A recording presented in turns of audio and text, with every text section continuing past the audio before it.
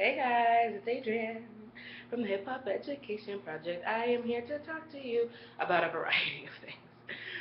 So last week I talked to you about if your teacher wasn't inspiring you, your teacher wasn't doing their job.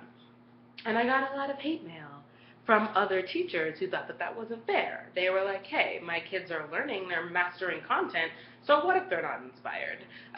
So then, if your kids are mastering skills but aren't inspired to use them in a way that changes the world for the better, then you're an instructor, right? You've taught them how to do a skill, which probably means you're not so worried about their ability to innovate, right? All teachers want you to have skills, um, but the best educators who rise to the level of truly being a teacher instead of an instructor want you to feel inspired.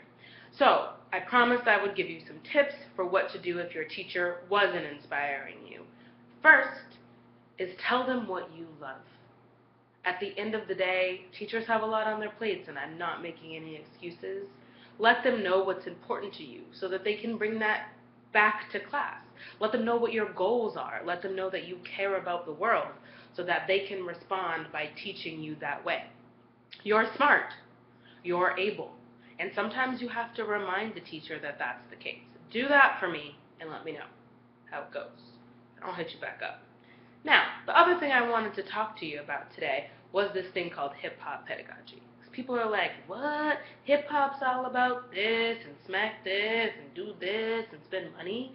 Um, and the thing that I always want to say is maybe the hip hop that you know, but certainly not the hip hop that changed my life, made me want to become a teacher, and gave me the tools to actually be a teacher, an educator, and an inspirer rather than just an instructor. So here's how that goes. One day, I heard my friend running down the street, and she was like, Adrienne, Adrienne, Adrienne. Oh my God, what's going on? It turns out she was like, Adrienne, you gotta hear this record that I got. It's by this guy called NAS, and he's amazing. Right? Laugh, laugh, chuckle, chuckle. It turns out it was Nas, who has this one song that sort of defines why I'm an educator. Many people have heard of it. It's called I Know I Can Be What I Want to be what I want to be. If I work hard at it, if I work hard at it, I'll be where I want to be. I'll be where I want to be. So two things about that song. One, I didn't know that Africa was awesome and a commercial hub until Nas explained it to me. So one, there's the knowledge. Two, here comes the inspiration part. When Nas sings the chorus, he sings it one time and then steps back and lets the young people lead the show. That's what we want to do in our schools. We can show it to you. We can give you some skills, and then we need to give you the space to facilitate and create something that you own. That's you. Again, we want to make you youier. And the only way that we can do that is to front load you with lots of great stuff and then give you the space and the time to create something that's you, but even more youier. So, that's hip hop pedagogy in an essence. It's understanding that just like where hip hop came from, right, which is from youth, living through struggle, and turned into this incredible worldwide thing before it was co opted, is powerful.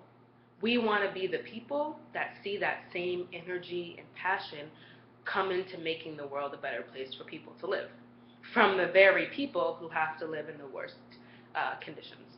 So we work with kids in the hood, we do awesome things, and we love it. We also like to have good conversations about what's up with education. We want you to be inspired in your classroom. If you're not, hit us up. Look us up on Twitter at Hip Hop Ed Project.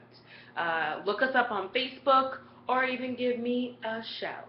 Adrienne at hiphopeducationproject.org, because no matter what, know that there are many adults who love you, honor you, respect you, and always have your back. I'll be with you next week.